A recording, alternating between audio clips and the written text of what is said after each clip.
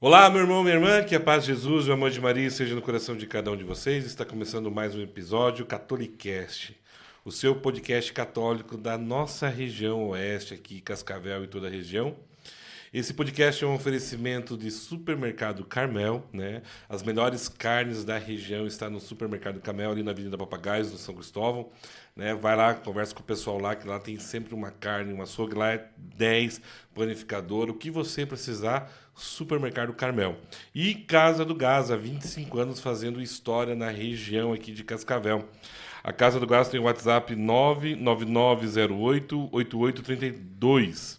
Vou repetir aqui, 45 99908-8832. Casa do Gás, da nossa casa para a sua casa. Hoje o episódio ele é muito especial, bacana e um assunto muito importante que nós vamos tratar. Eu estou aqui com o Matheus, meu irmão de caminhada, da Missão Maranata, do Presença Real, ministro da Eucaristia, né? E ex-dependente químico que está à frente da comunidade Renascer, né? Comunidade católica, Comunidade Terapêutica Renascer. comunidade terapêutica Renascer. Fala, Matheus, como é que você tá, meu irmão? Tudo bem? Boa tarde a todos, né? Então, Boa tarde, boa noite, boa dia, bom né? dia. Depende do horário que a pessoa vai estar acompanhando. Acompanhando a gente aí. Como, né, o Coxa falou, estamos aí.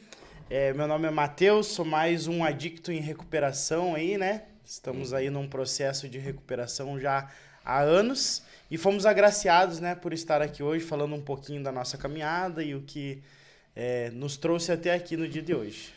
A comunidade terapêutica Renascer, né, ela faz parte ali, por enquanto, né, próximo à minha paróquia, né, e o Matheus ele sempre atuou ali na nossa comunidade, né, o pessoal ali do Renascer, e a gente se conheceu ali, um irmão de fé, de caminhada, que tem uma história linda, né, pregador hoje da palavra de Deus também, né.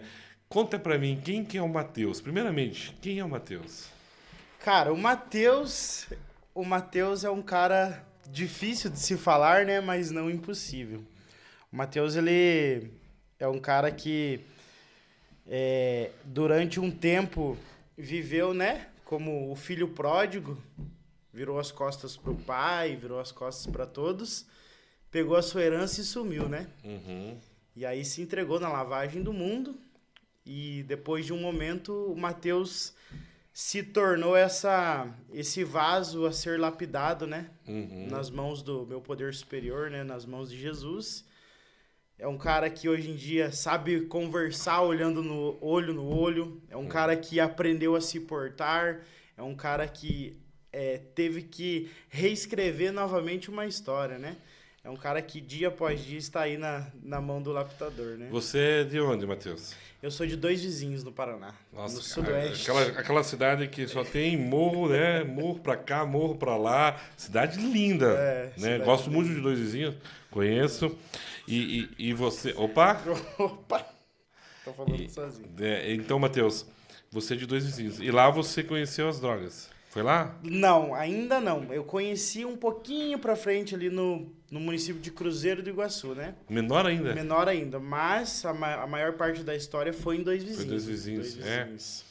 E lá você se perdeu nas drogas. Você não vem de uma família católica, não? Pai e mãe? Vim de uma família católica, fiz os sacramentos como qualquer... Participava da missa? Participava até ganhar o diploma da Crisma, né? Aí você ganha ali e você acha que tá livre, né? Aham. Mas teu pai e tua mãe continuavam na igreja, não? A minha mãe, sim, o meu padrasto, que foi Aham. um dos grandes influenciadores, né?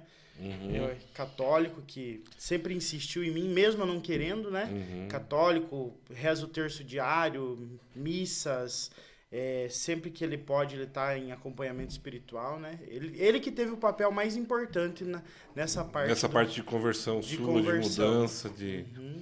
Mas você meio que se afundou nas drogas. Meio que não, fui Você por inteiro. Foi por inteiro.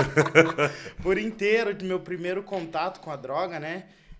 Eu lembro, como se fosse hoje, foi com 9 anos de idade, né? Que eu fumei o meu primeiro cigarro de maconha, né? O baseado. E dali abriu-se, né? Uma percepção de ilusão, né? Que era tudo 10, que era tudo legal. E aí dos 9 aos 17 anos foi tudo. Tudo quanto é tipo de substância, álcool, né? Eu costumo falar que eu sou um dependente químico e um alcoólatra, porque eu já não sabia mais viver diariamente sem tomar pelo menos um gole de cachaça também, né? Uhum. E você usou quais drogas? Cara, eu comecei na maconha, aí eu fui pro LSD, depois pro MD, cola, thinner, benzina, cocaína, crack, álcool de posto, Tu já fez de tudo, etanol, então. de tudo. E tem inúmeros. Chá de Nossa. cogumelo, Special K, que é o anabolizante de cavalo, né? Que os caras fazem uma forma lá e Sabe o que usam. você me lembrou? Eu tive um problema também com álcool, né? Não grave, mas tive um problema. E quando eu vi que ia ficar grave o problema, eu parei. E eu lembro quando foi isso. Na praia, cara, a gente começou a beber cerveja, misturou vodka. E eu comecei a jogar truco. Eu nunca aprendi a jogar truco. Hoje, se você me perguntar como é que joga truco, eu não sei jogar truco. Não tenho nada contra, tá, pessoal? Quem joga truco não tem problema nenhum jogar carta. Mas eu, até aquele dia, aprendi a jogar truco. E comecei a ganhar. Aí acabou todas as bebidas alcoólicas. Já era 3 horas da manhã e nós estávamos alucinados. O que nós fizemos? Pegamos um vidro de álcool puro que tinha lá, misturamos com suco de maracujá e açúcar. E tomamos aquilo. Misturou um pouquinho de água, se eu não me engano, não lembro, mas eu sei que quando eu acordei, eu falei, não, essa não é a minha vida. Isso aqui não é pra mim. E ali eu falei, não, eu tenho que dar uma diminuída, controlar, minimizar, porque isso aqui vai me acabar. E ali eu comecei a tomar consciência para não virar um alcoólatra, porque já tava virando, porque imagina o cara querer e pegar um vidro de álcool, misturar com suco de maracujá e mais a água lá para poder não ficar tão... Então, só a Porque substância, senão né? fica, não queima, né? Então, Tem que ter um, tem que ter um pouquinho da disfarce, né? Mas pelo amor de Deus, cara. Tá, mas então, você usou todos esses tipos de drogas. Foi ao fundo do poço, Ao então. fundo do poço. Na verdade, eu costumo dizer que eu fui ao fundo da fossa, né? Porque o fundo do poço ainda você vai encontrar água limpa, né? A fossa já... fossa já você não encontra mais nada ali, a não ser aquela luz que vai estar lá em cima ainda, né? Pra te ainda te dar um caminho pra você tentar sair daquilo, né? E existem situações que você lembra, assim, que foram marcantes nesse período que você estava drogado? Cara, inúmeras. Eu lembro de uma que eu falei ontem na minha pregação no Retiro, que eu tava num quarto de hotel e aí eu fui fazer o uso vou falar o português correto na vida de adicção. Eu fui dar uma paulada na pedra de crack e aí eu entrei dentro do banheiro do motel lá que eu estava e dei essa paulada e fiquei lá enxergando já bicho nas paredes, no teto. E daí o dependente químico, quando ele pega a droga na mão, aquela substância de preferência dele, mexe com o estômago, mexe com o seu sistema, e aí você tem que procurar um banheiro, algum gatilho vai te dar para você descarregar um pouco essa energia. E o meu era fazer o número 2. E aí eu dei aquela paulada, fiz o número 2 e naquela brisa ali eu acabei vestindo a calça e já indo pro quarto, e depois, horas ali que se passou-se a brisa, eu lembrei que eu não tinha me limpado. Nesse ponto. De fazer a necessidade e não se limpar. Alucinado, sozinho dentro de um quarto, viajando, achando que tinha gente dentro das paredes, no teto. Essa foi uma das inúmeras. Teve situações de eu chegar alcoolizado na casa da minha mãe, né, do meu padrasto, eles terem que me dar banho, eu não lembrar como que eu cheguei, como que eu estava. No outro dia todo machucado, não sabia se apanhou na rua, se caiu. Provavelmente devia ter apanhado de alguém, porque vivia incomodando, né? Nessa época é cheio de gente em volta, né? Cheio de gente. Muito amigo, aproveitando, né, do momento. Igual o filho pródigo. E pessoas que hoje em dia ainda, que eu tenho muito pouco contato, se encontram. Alguns já foram, já estão a 7 palmos, outros estão encarcerados e outros ainda estão na ativa, né? Estão Eu tenho, assim, amigos meus que... A grande maioria dos meus amigos, eles ou estão mortos, ou ficaram presos. Alguns, graças a Deus, né, constituíram família, estão seguindo em frente. Mas tem um amigo meu que nós jogava bola junto e ele virou mendigo, cara. De tanto alucinado com droga, essas coisas. E ele morreu, acho que foi esse ano, foi ano passado. Acho que ano passado morreu na rua, cara. Sabe? Uma tristeza muito grande por pessoas que a gente convivia, a gente tinha carinho, amizade, né? De jogar bola junto, brincar de pipa. Lá em Curitiba nós falava raia, né? E ver ele nessa situação, assim, marcou, sabe? Marcou eu ver ele lá no meio da rua, com cobertor, e lembrar que aquele cara jogava bola comigo. Imagina quantas pessoas que você conviveu que talvez chegaram a esse ponto. Inúmeras. Várias. E... Assim, da galera que eu convivia, eu tenho contato com um ou dois. Um tá bem, constituiu família, tá tendo suas coisas. O resto, o relógio parou ali. Parou ali. O relógio para, né? Para. A vida para, né? Para. Da pessoa não evolui sempre. Você envelhece. Além de não evoluir, ela regride, né? Exatamente. Então, muitos ainda eu observo, eu rezo muito por essas pessoas, por esses jovens que eu me criei junto, né? Como você falou que a gente teve um carinho, mas eu sei que faz mal pra mim, né? Se eu ir lá tentar falar com a pessoa... Dos 9 aos 17. 17. Muito trabalho pra tua mãe? Nossa, tadinha. Muito. De ter que tirar da delegacia, de ter que saber se tá morto, se tá vivo, se comeu, se não comeu... Semanas e semanas sem aparecer em casa. A gente pode falar de tudo aqui, pode, né? Pode. Eu vejo muito documentário, muitas testemunhos de roubo dentro de casa. Você chegou a roubar dentro de casa? Quando eu tava na vida ativa, eu virei ping-pong, né? Então, quando a mãe tava já, não aguentava mais, ia pra casa da avó. Minha avó paterna, por parte de pai, me acolheu, nunca virou as costas pra mim, e eu aproveitando dessa fragilidade, malandro, né? Até hoje isso ainda é... Não que me doa eu falar, mas no coração ali, ela falecida já, né? Faleceu, graças a Deus, conseguiu ver o bem, né? Eu fui o único, um dos poucos familiares que conseguiu se despedir na semana em que ela faleceu, né? E eu aproveitava da fragilidade dela, como ela estava sozinha em casa, mexia no dinheiro dela, pegava coisas, roubei vape, roubei... ela tinha uma coleção de copos de chopp, que era com pé de boi, essas coisas que muito antiga, vendi também. Não foi nenhuma nem duas vezes, foram várias vezes. Até assalto à mão armada. Tu já assaltou? Já, até assalto. Onde eu morava, a gente tinha alguns lugares que a gente sabia que tinha algo a nos proporcionar, então invadia, quebrava. A própria casa da minha avó materna também já... uma vez não tinha ninguém em casa, né? Eu e mais um amigo meu e um outro familiar arrebentamos a porta para pegar, para ver se tinha dinheiro ou algo do tipo, né? Nessa situação. Tá. E como que você parou? Quando que foi o start? Foi em retiro? Foi Deus? Foi um processo? Como que foi isso? Quando eu parei, que eu parei fisicamente, foi quando... Eu vim de Jaraguá do Sul e eu apanhei lá. Então eu apanhei lá e queriam me matar lá, por conta de droga, né? E aí eu liguei pra minha mãe, e a minha mãe, né, falou, não, pode vir, só que vamos, você vai pra uma clínica. Até então eu não sabia que era uma comunidade, né? Tem diferença ali, enfim. Eu vim de Jaraguá pra cá só com a roupa do corpo, e eu lembro até hoje, a minha mãe e o meu padrasto, as únicas pessoas que ainda estavam ali.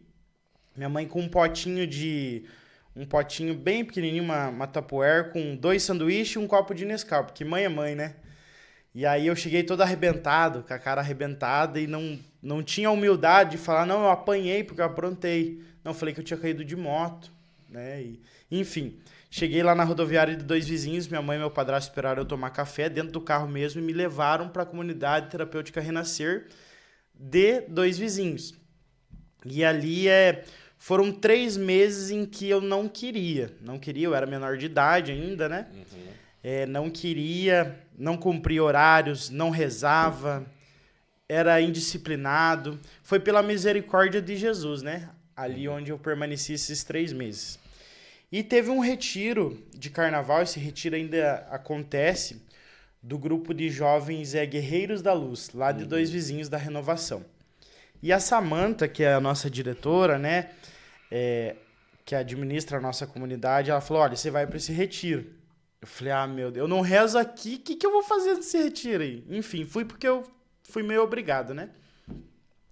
E eu lembro que eu fui para esse retiro, tinha um outro menino lá que tinha feito o tratamento dele na Renascer, estava bem.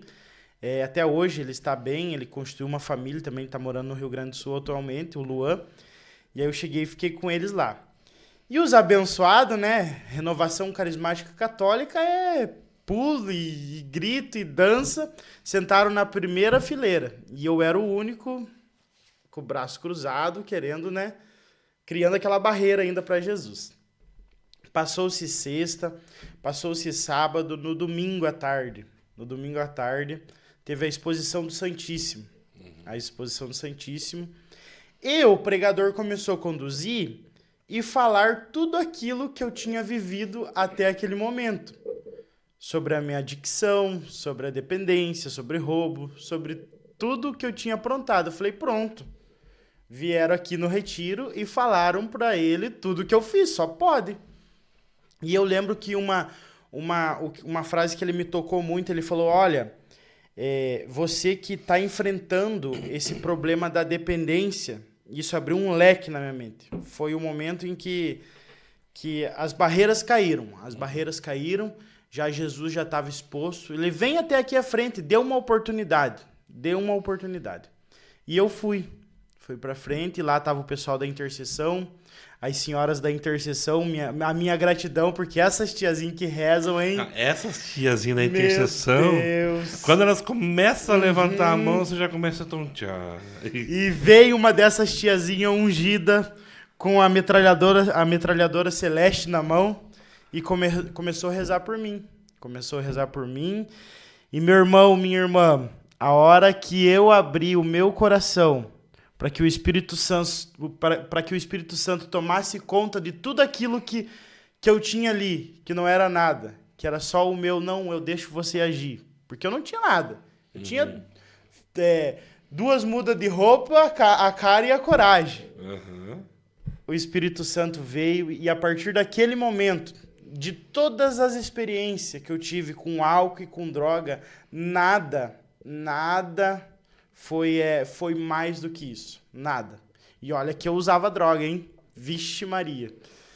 Nada. Quando Jesus veio e quando Jesus abraçou o meu coração, porque foi literalmente isso, eu falei... O batismo profundo. O batismo profundo. Foi aonde eu repousei e Jesus abraçou o meu coração e eu senti aquela paz que há muito tempo eu não sentia, aquele alívio que há muito tempo eu não sentia, eu tive a certeza que era aquilo que eu queria para minha vida. E aí começa a história do Mateus Novo. Eu saí daquele retiro, lá na comunidade lá onde a gente vivia lá e onde eu fiz meu tratamento, lá tinha um espaço para você cuidar dos animais, né? Cuidar de porcos, cuidar de horta, debulhar milho. Eu debulhava milho rezando o terço, eu ia limpar o chiqueiro cantando louvor, eu ia varrer o pátio lá, eu tava rezando o terço. Foi foi a experiência inesquecível, a experiência que eu... Ao falar aqui pra vocês, o meu coração tá queimando. Tá queimando porque é inexplicável. A gente consegue ter a proporção do mínimo ali, mas é uma coisa inexplicável. Quando você falou, eu perguntei, né, se teus pais, né, teu padrasto Meu e tua padrasto. mãe eram católicos, e você falou de terço, né, de rezar o terço todos os dias, né, de ir na missa, né? Tem uma pessoa que eu sei que você ama muito, né? Eu conheço você já há muito tempo e sei do carinho que você tem por essa pessoa, que ela é santa no nosso coração. Quem sabe um dia vai ser reconhecido pela igreja, Amém. né? Padre Léo. Padre Léo. Padre Léo falava que todo dependente químico que viesse de uma família católica, mais de 95%, eu não vou lembrar agora a porcentagem, ele falava de que essa pessoa iria se recuperar, porque ela foi criada com bases cristãs, com bases do Evangelho, né? De muita oração, entrega, intimidade com Deus. Então ela poderia até ir para o mundo, mas que ela voltaria, né? E você é um exemplo disso, né, daquilo que o Padre Léo falava. Né? O Padre Léo foi um exemplo para você também. Nossa, né? para Nessa você caminhada. ver como que esse cara é incrível. Eu não sabia disso. Isso que você falou para mim é novo. E eu, cara, o momento que eu posso, eu tô assistindo pregação dele, eu tenho os livros dele, eu leio. E a experiência que eu tive com o Padre Léo foi uma das experiências, acho que aqueles que se aprofundam e tentam conhecer ele se decepcionam depois de um certo tempo. E eu já vou explicar o porquê.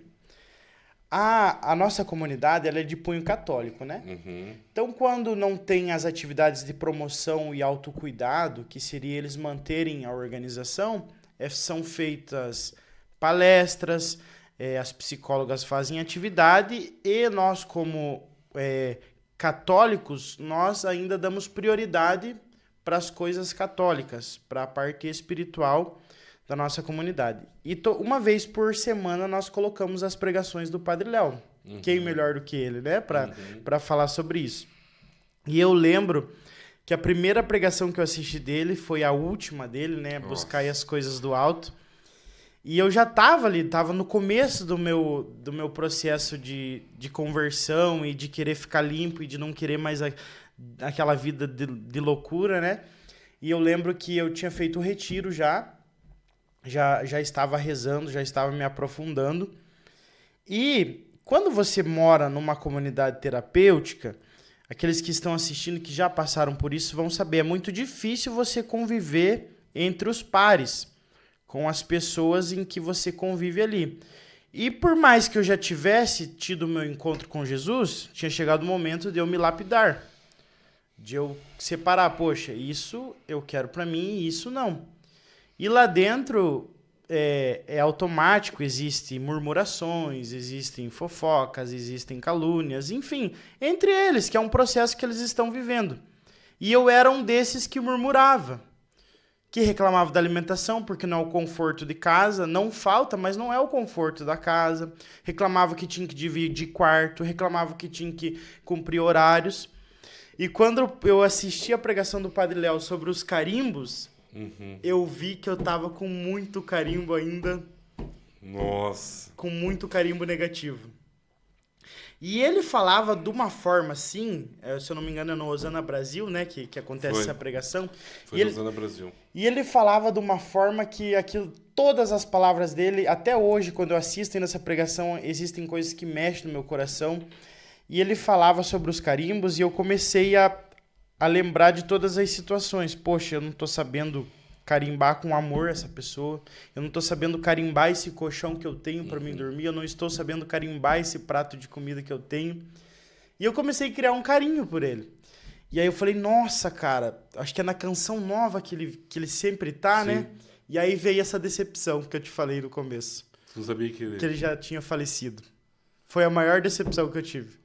Cara, um cara tão ungido, um cara tão bom, que resgata pessoas que ninguém mais quer saber, como assim? Essa pregação que você fala, eu assisti ela mais ou menos umas 30 vezes. E as 30 vezes eu choro. Eu choro porque eu vivi a vida com o Padre Léo, eu acompanhava o Padre Léo, eu escutava as pregações, as histórias do Padre Léo. E essa semana teve uma ordenação diaconal do irmão Benete, né, do irmão Leandro, lá no Nossa Senhora de Fátima, do Santo Felicidade. Eu estive presente. E aí uma das músicas que o ministério começou a cantar é aquela Não Dá Mais Pra Voltar. Nossa, cara. Inclusive, eu conversando com o Padre Fábio falou, poxa, mesma coisa. Lembrei da minha mãe porque essa foi a minha música também, da minha ordenação lá. E lembrei do Padre Léo também, da palestra Buscar as Coisas do Alto. Né? Porque o Padre Léo, ele era dependente químico, Sim. né? O Padre Léo, sabe da conversão do Padre Léo? Foi ele limpando o baseado, e aí ele viu limpando a patena com a Eucaristia. Acharam que ele tava louco de droga e não ele era. Falou, você padre. Era o Espírito Santo agindo já, meu irmão. Né? Então, o Padre Léo já teve em Cascavel, né? Com o Ironismo Spudaro junto, foi fantástico, no estádio, na época que o Pentecostes era no estádio. Então, eu fiquei sabendo dessa inveja santa que eu tenho dessas pessoas que viveram, E para quem não sabe, estava chovendo nesse dia. E eu não escutei da boca de um nem de dois, foram de muitos. E estava chovendo muito. E aí o Padre Léo fez uma oração para que, né? Que no momento que tivesse acontecendo o Pentecostes, né? Parasse a chuva. E o único lugar que não choveu foi no estádio. Eu não vou. Eu já ouvi essa. Porque eu não lembro, faz muito tempo. Isso foi em 2000. Não foi nem 2000, cara. Foi antes de 2000. Não, foi 2000, 2001 que o Padre Léo teve. Não lembro quando o padre morreu. Foi em 2006 que ele 2006, então acho que foi em 2001, 2002 que foi. Que aconteceu, o Padre Léo vinha aqui em Cascavel, né? Mas as pregações do Padre Léo sempre foram maravilhosas. Você que tem oportunidade, ó, YouTube tá aí, escreve Padre Léo lá e escute as pregações desse homem. Tem também um aplicativo muito legal que eu tenho, que é o CN Plus. Uhum. Ali tem as historinhas dele separadas, dele, do Padre Jonas. Olha tudo. só. Eu costumo dizer que eu nasci na época errada da renovação, porque eu sou apaixonado por esses caras e... O Padre Léo, né? O Padre Léo é maravilhoso. Maravilhoso. Então, o Padre Léo depois teve muita influência na tua vida. Muita. Teve influência até de eu permanecer na comunidade, né? Esse ano vai para 9 anos já que eu estou na Renascer, né? Então teve muita influência dessa... A Renascer nasceu em Dois Vizinhos ou Cascavel? Nasceu em Dois Vizinhos. Dois Vizinhos. Aí veio pra cá com a ajuda dos Palote, não? Não. Aí ela veio... Foi um pedido entre o Dom Mauro, né? E tudo mais, da necessidade, né? De ter mais uma casa, né? Existem outras comunidades, mas de ter mais uma, né? E aí veio pra cá, né? Aí lá na proprietária ainda não era a Samanta, né? Era outro pessoal, ela só coordenava. E aí eles vieram para cá e fundaram aqui a Associação Católica Renascer de Assistência Psicossocial, que é a comunidade terapêutica Renascer. Tá, então hoje você está aqui na Renascer, está à frente junto com a Samanta. Eu conheço a Renascer, sempre que posso estou lá. Estou um pouquinho longe, né, por causa dos compromissos, mas você sabe que... Né, o meu carinho e o amor que eu tenho pela Renascer ali, né? Quantos fogos do Espírito Santo nós fizemos ali. Lembrando, tem um menino, ele é de Curitiba, que ele ficou internado com nós, e teve um abastecimento do Maranata, uma vez que a gente ficou até 3 horas da manhã, fogo do Espírito Santo, e esse menino me manda mensagem até hoje, ele está bem, está limpo, que o encontro dele... O encontro pessoal que ele teve com Jesus foi numa sexta-feira à noite, onde teve o abastecimento do Maranata, e começou-se um clamor do Espírito Santo e ele foi batizado no Espírito Santo. Ali onde aconteceu o encontro pessoal dele. E detalhe, não era para ele estar ali, já era o horário de silenciar, foi após as 22 horas, e os acolhidos vão dormir às 22. E ele estava lá e a gente... permitiu que ele ficasse no abastecimento. Ele pediu, né? Implorou, né? E ali aconteceu o encontro pessoal do Giovanni, o Giovanni de Curitiba.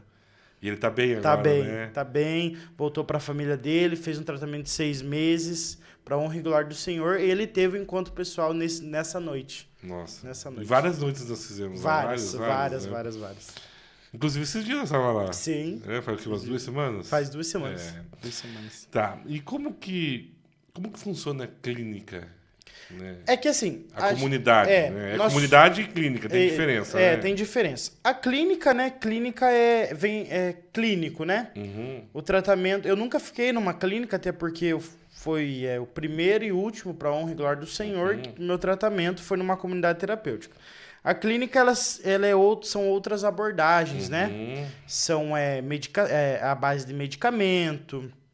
São ferramentas diferentes. A comunidade terapêutica Renascer, em especial, vou falar da que eu trabalho, né? E vivo e sirvo a ela. Ela é composta por 3 pilares: oração, disciplina e trabalho.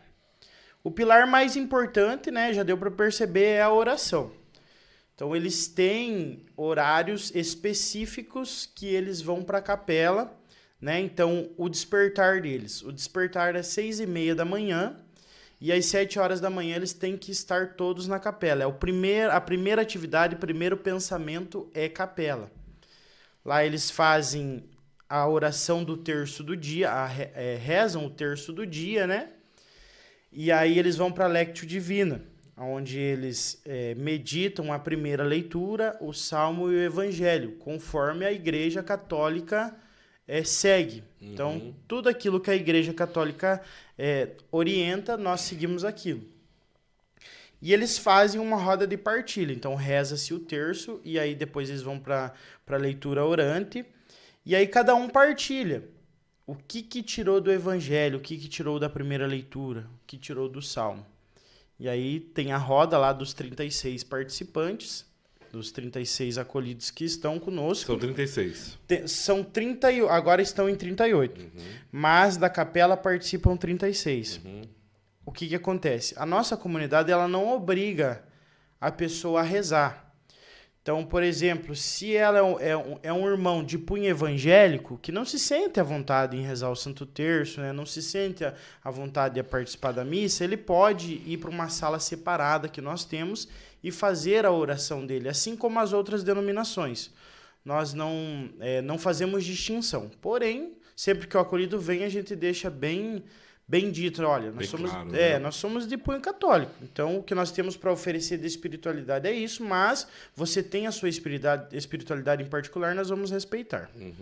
É feito na parte da manhã isso, então eles têm 1 hora de capela. Certo. Após isso eles vão para o café da manhã, e aí começa-se um revezamento para rezar o rosário durante o dia. Então, por exemplo, eu e você estamos em tratamento. O monitor vai separar a oração e eu e você, após o café, das 9 às 10, nós vamos rezar o rosário, eu e você, se a gente estiver de acordo. A gente vai lá, reza o rosário, das 10 às 11 vai mais 2 irmãos. E assim corre-se até as 5 horas da tarde. Claro que tem os seus horários livres ali, né? Das 11h15 ao meio-dia eles têm o horário livre deles para tomar chimarrão, para assistir filme, para ir descansar. E a 1h20 da tarde é feito mais meia hora de capela, onde se reza-se o terço da Divina Providência, o terço das Santas Chagas, o terço do Vinde Espírito Santo, o terço da Mãe Imaculada, e depois disso vão para a atividade de novo. É uma ferramenta que você vai, depois que você sair da comunidade, para você ficar limpo, meu irmão, se você não concorda com isso, agora eu tenho que discordar de você, porque você vai precisar disso.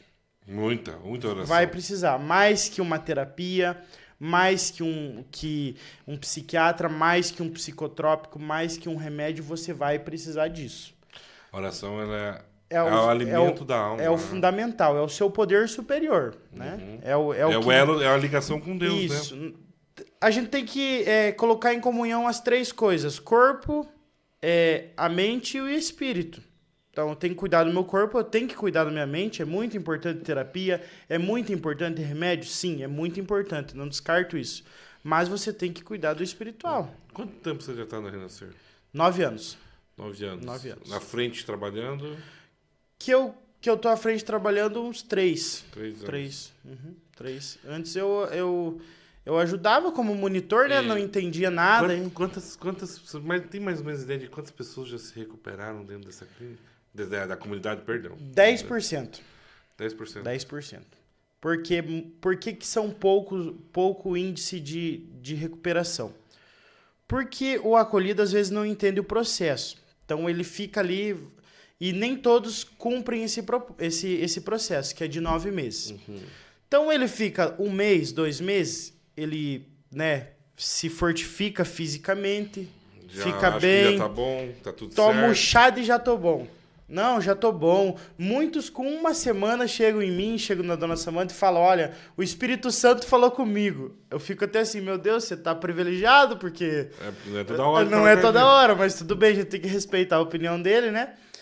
E não cumpre esse processo. E aí não aprendem a viver as ferramentas ali dentro, não aprende a conviver, não aprende a amar, porque é muito difícil. Você tem que perdoar e conviver com aquela pessoa ali 24 horas dentro da comunidade. E aí sai, volta para a rua, não busca um grupo de autoajuda, que temos vários. Existem o NA, existe o AA, existe a Pastoral da Sobriedade, existe o Amor Exigente, existe o Alanon, existem inúmeras redes de apoio que o acolhido pode procurar depois que ele sair, mas ele não procura. Ele por ele si mesmo já consegue. Sozinho ele consegue. Então por isso que o índice é pequeno. Mas e esses 10%? Tem alguma história assim que você marcou você dessas pessoas que se recuperaram? Fora essa que você contou. Tem, esses dias até a gente postou na rede social da Renascer lá, o Clailton. Eu conheci ele já, né, claro, depois que ele se recuperou, mas ele ficou acolhido numa comunidade em que a Samantha ajudava a coordenar há 14 anos atrás. E esse rapaz, ele veio dar o testemunho para nós já há alguns tempo atrás e agora mandou um vídeo para ele.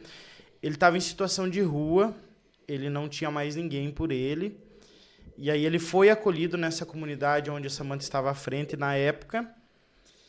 E ali ele começou o processo dele, né? Uhum. O mesmo processo que eu passei, ele passou. E ele ficou um tempo lá, fez o tratamento dele. Se eu não me engano, se não me falha a memória, ele ficou mais um tempinho ainda depois que ele terminou. E ele constituiu uma família. Hoje em dia ele é pai, trabalhador, está em pé. Vai fazer 15 anos que está em pé. Que benção. 15 anos. 15 anos que virou a chave da vida dele, né? Uhum. Num momento em que ninguém mais... Mas acreditava. Isso. Porque às vezes a gente vê casos lá que é só Deus mesmo. Só Jesus. Só Jesus que pode. E a pessoa tem que acreditar, né? E graças a Deus que é só Jesus.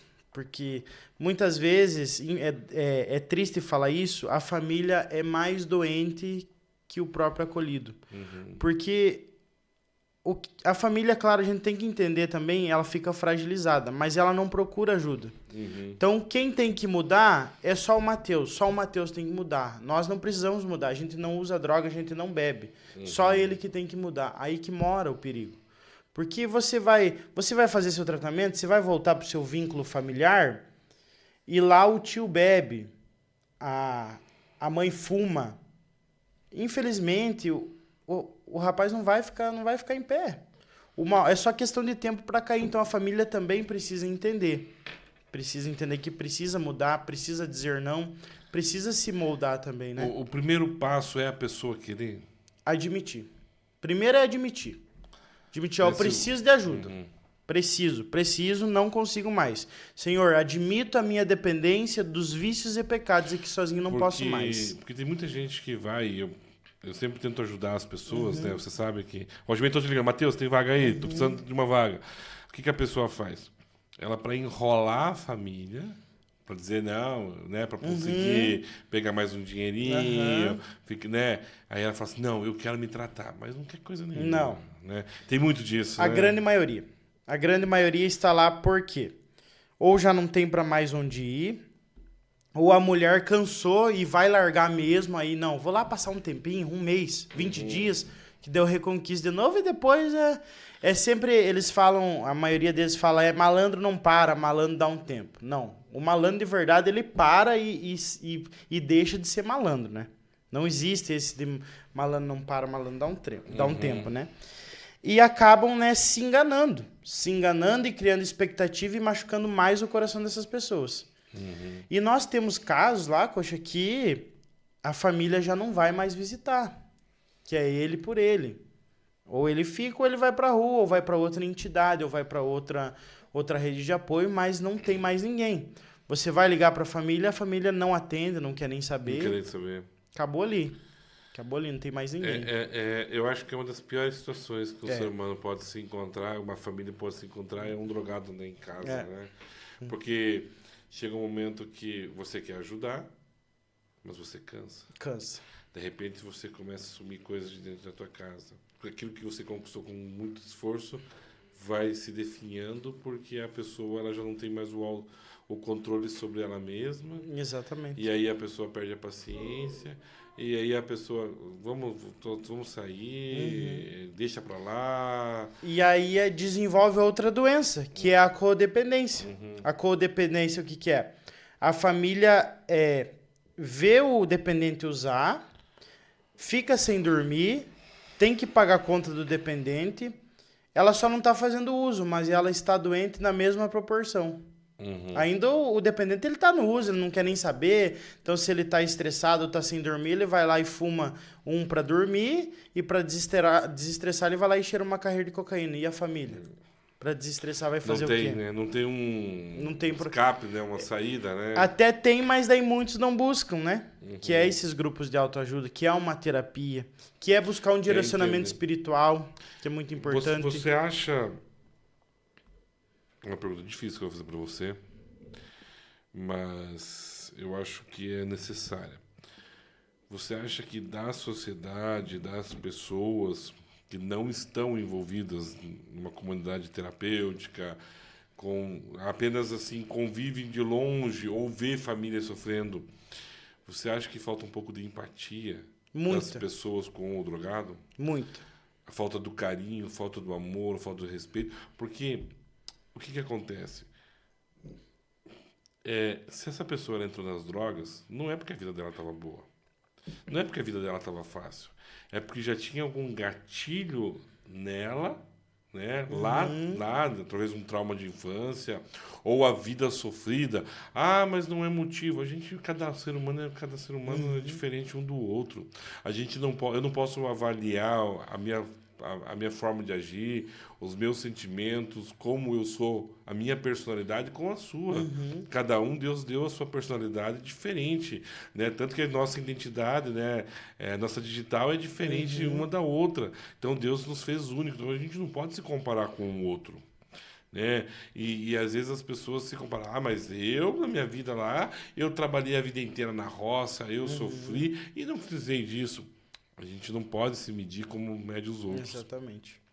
E eu vejo que talvez falte empatia das pessoas, de entender, poxa, mas aquele cara sofreu a vida inteira. Ele foi abandonado às vezes pelo pai, ou às vezes pela mãe. Ou eu vejo muitas vezes a mãe, né, ou é alcoólatra, ou é prostituta, e aí não tem uma base familiar. E ali, quando se não tem base familiar, se torna mais difícil ainda a recuperação. Aquilo que a gente falou da base católica, né? Então, eu acredito que a empatia das pessoas e se colocar no lugar daquele ser humano que está sofrendo, né?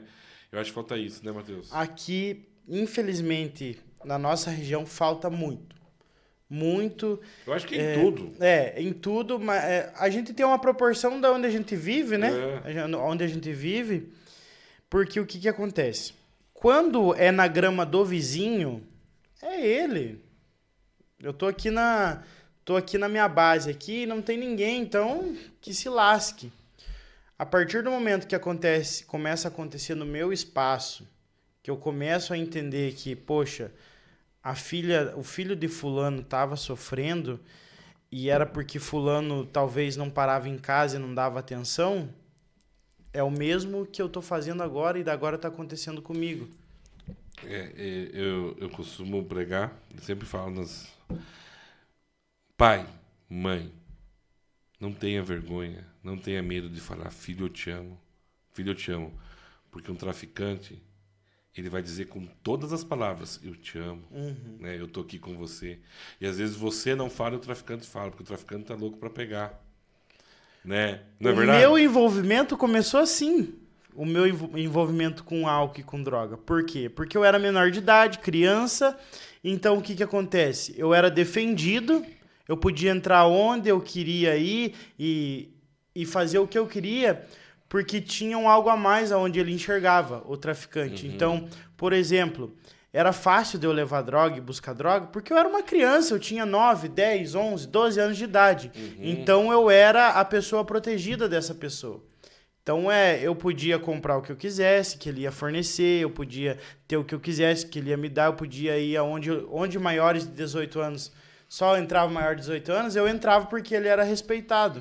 Então, querendo ou não, eu tinha esse afeto. Não, o cara é meu irmãozão, o cara é meu amigão. E aí que mora o perigo. Porque aí eu comecei a valorizar mais essas pessoas do que minha mãe e o meu padrasto, que colocavam comida dentro de casa e me davam do bom e do melhor.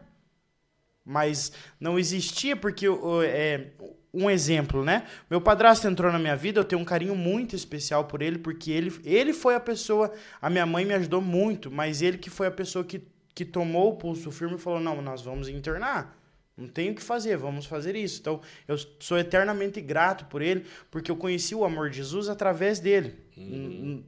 Dele insistir, dele não desistir de mim. Assim como a minha mãe, que me ajudou e foi, né, e ficou do meu lado também. As únicas 2 pessoas, né, quando eu tava ruim, foram as que ficaram do meu lado. E a partir do momento que eu senti esse carinho, eu quis também mudar. Então, é consequência.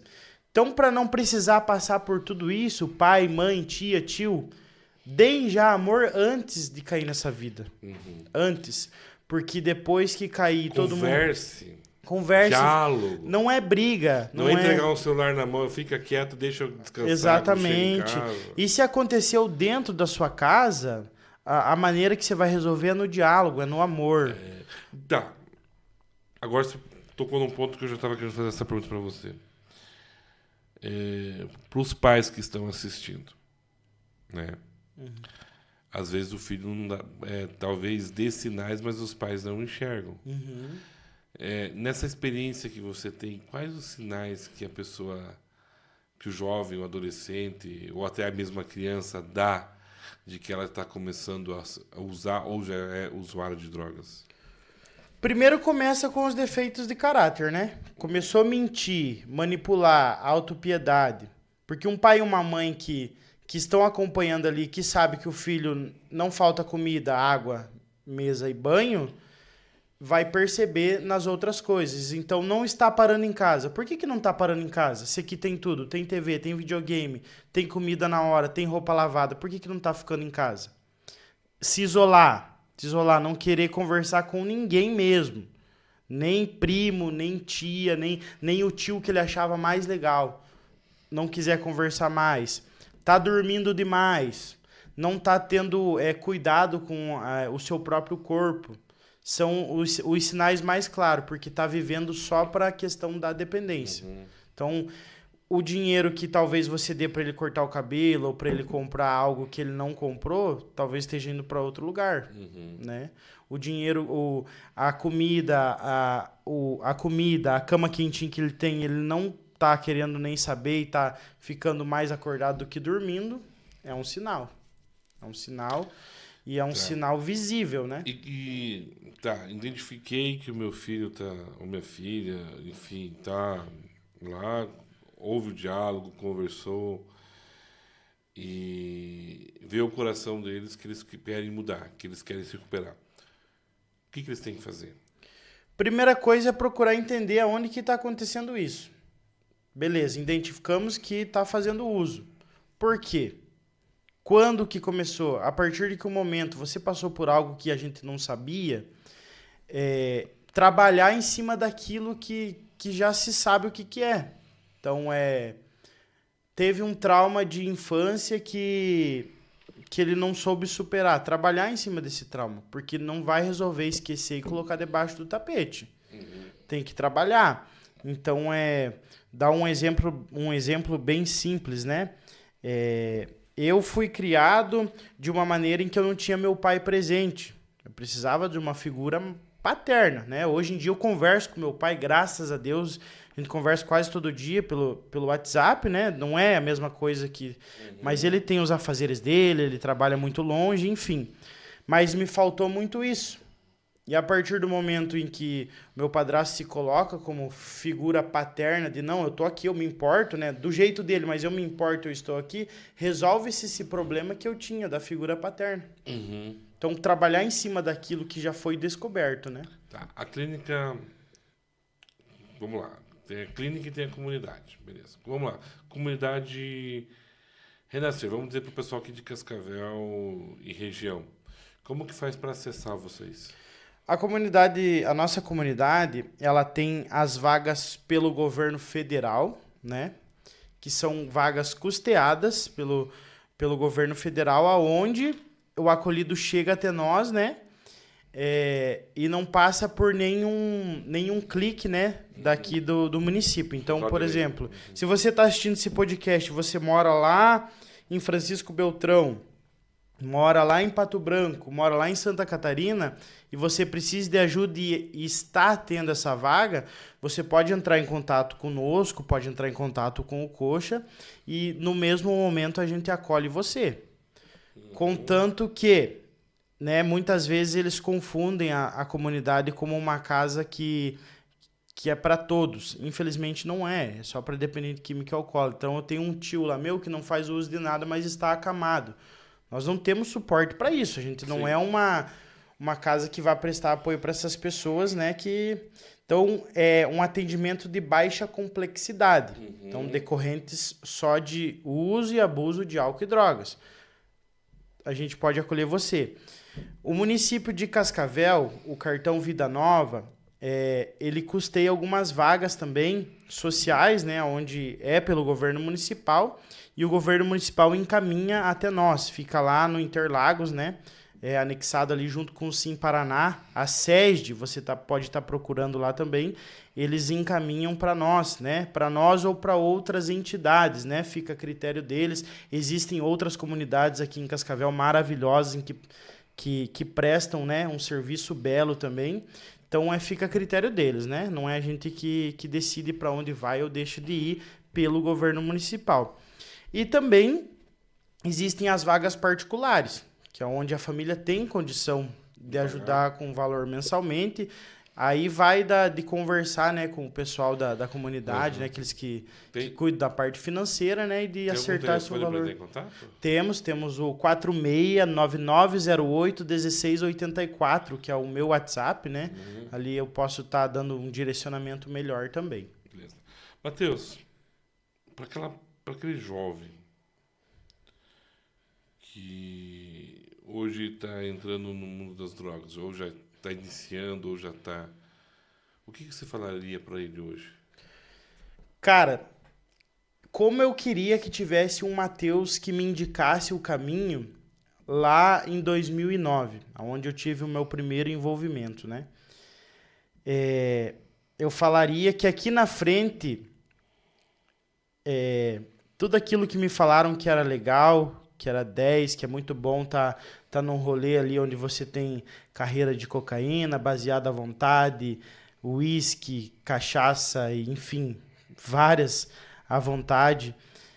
Eu queria que tivesse alguém que chegasse e falasse para mim, olha, Matheus, daqui 6 a 7 anos você vai ter que tomar remédio para dormir, você vai passar pelas piores humilhações que um ser humano pode passar por conta do uso. Pare enquanto dá tempo, meu irmão e minha irmã. Porque hoje em dia a taxa de mulheres também, de adolescentes que estão nessa vida é muito alta. Pare enquanto há tempo. Pare porque para entrar é fácil.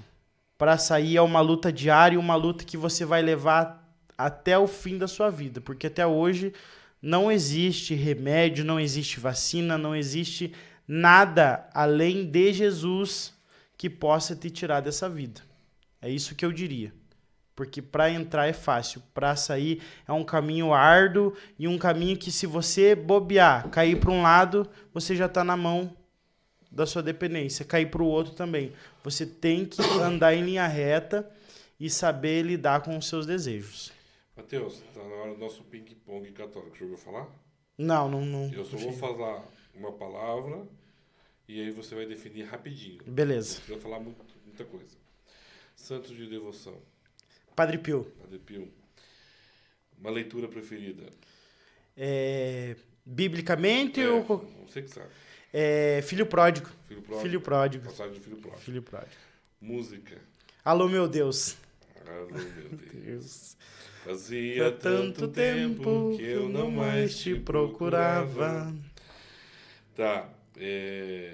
Defina Padre Léo. Padre Léo, inspiração. Inspiração. Drogas e alcoolismo. Drogas e alcoolismo. Cara, é difícil de definir.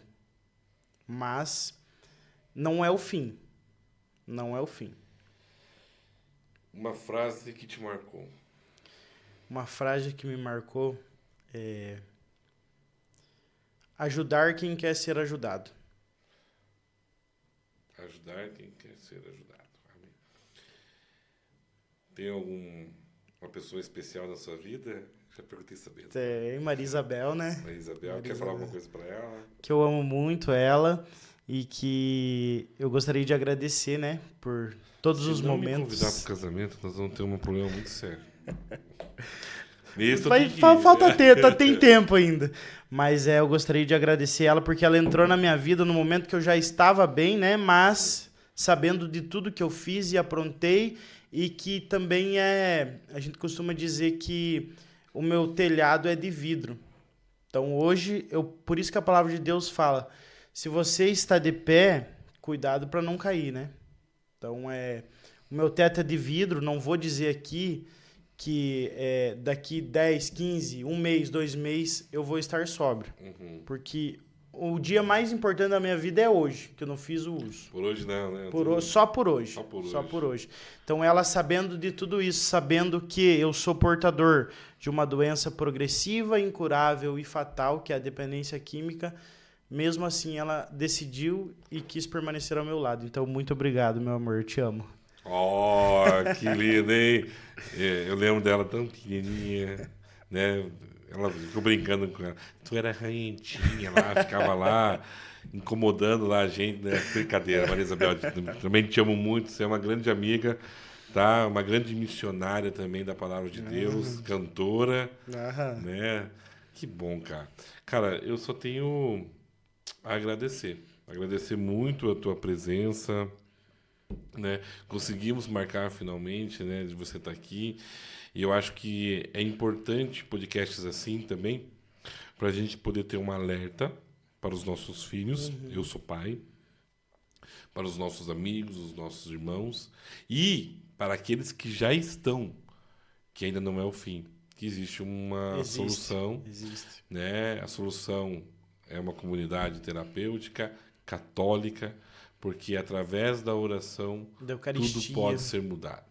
Eucaristia é alimento, né? Uma fonte de vida. Eu gostaria só de abrir rapidinho. O único lugar em que, de todas as vezes que eu joguei as minhas dificuldades e a minha podridão, foi dentro de um confessionário.